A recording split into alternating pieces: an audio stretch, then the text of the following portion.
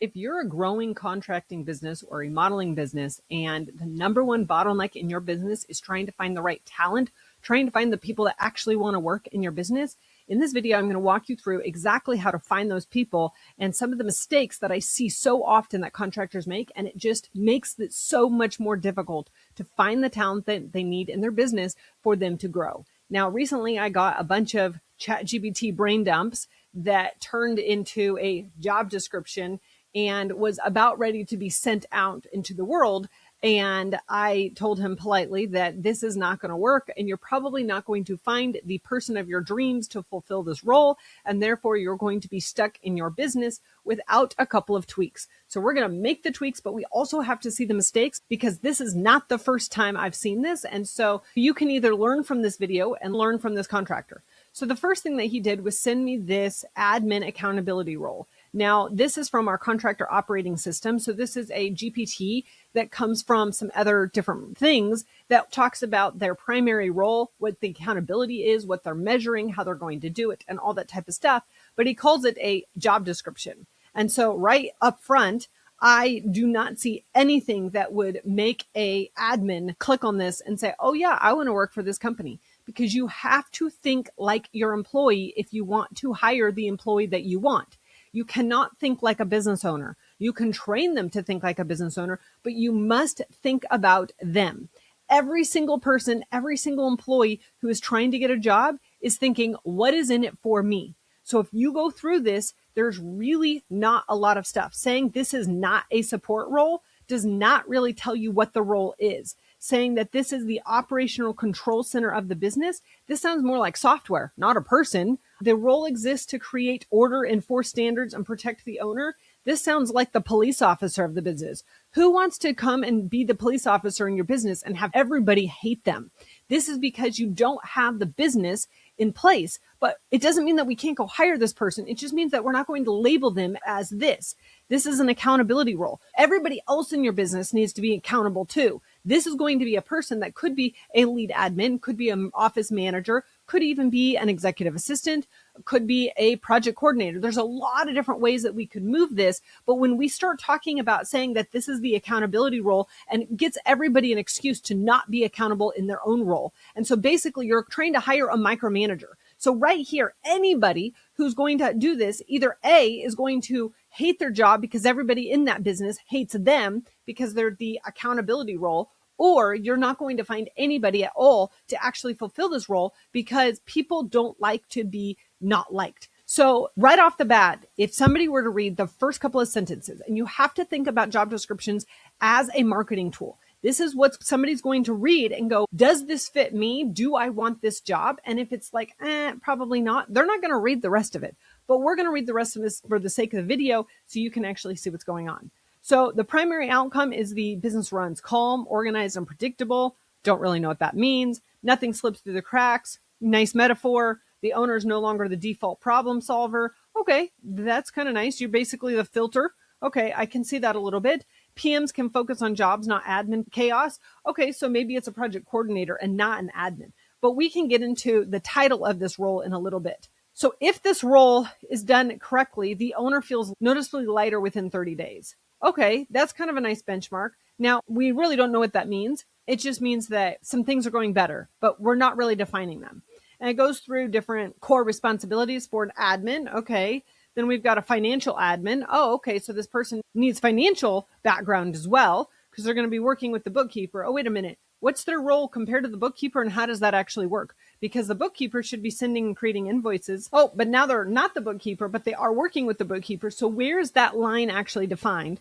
The owner asked, did we get paid? Oh, that is a good one. This is a really good one. The owner never has to ask, did we get paid? So that means that this role is going to take care of all of that. But again, how does that fit in with the bookkeeper, and how is that going to actually, so are you hiring a bookkeeping assistant, or are you hiring somebody for just the finance side? Because you also want them to own the company inbox and the calendar and things like that that are more administrative. So now we've got a conflict of trying to do it, a conflict in this job description. And what I have found is that a lot of people cannot wear a lot of hats when they're an employee, unless they get paid a lot of money.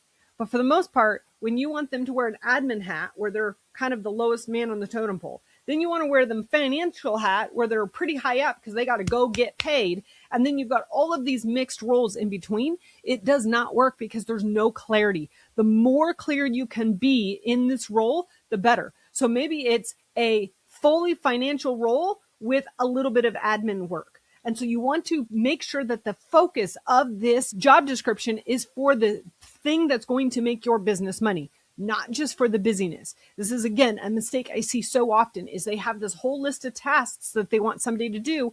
And then it's all just tasks that don't make the business money. Yes, they have to be done, but it does not have to be the primary job description of somebody. So then we've got operational support. So now they're keeping up with files and supporting the PM with documentation and communication. Oh, now they're a customer service representative. Okay, so we got to add that hat to them as well. They've got to track permits, inspections, and compliance items, etc.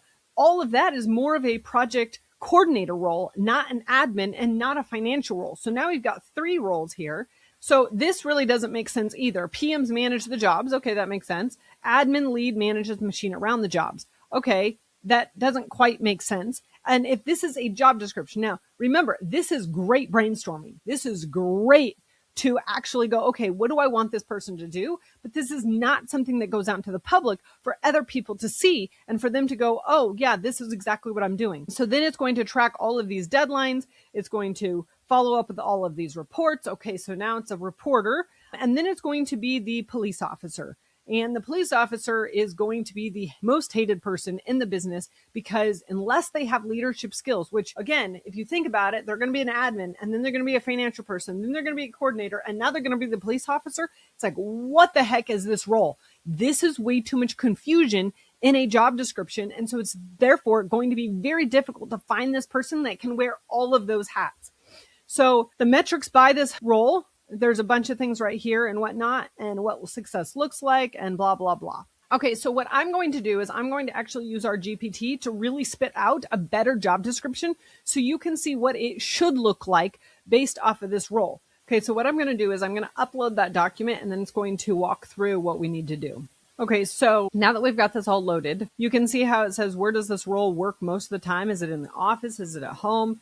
So you can see that it has no idea who this person reports to. So I'm going to guess and say this is the owner. And then I'm going to say they have an office. So yes, they can take charge and get the info they need. For what admin pain are you trying to fix? So this is a really good one because this is going to help clarify what this role is. So I'm going to say stuff is falling through the cracks. Nothing is being measured, so I don't have any idea what's going on in my business, and I have cash flow issues with late invoices. Perfect.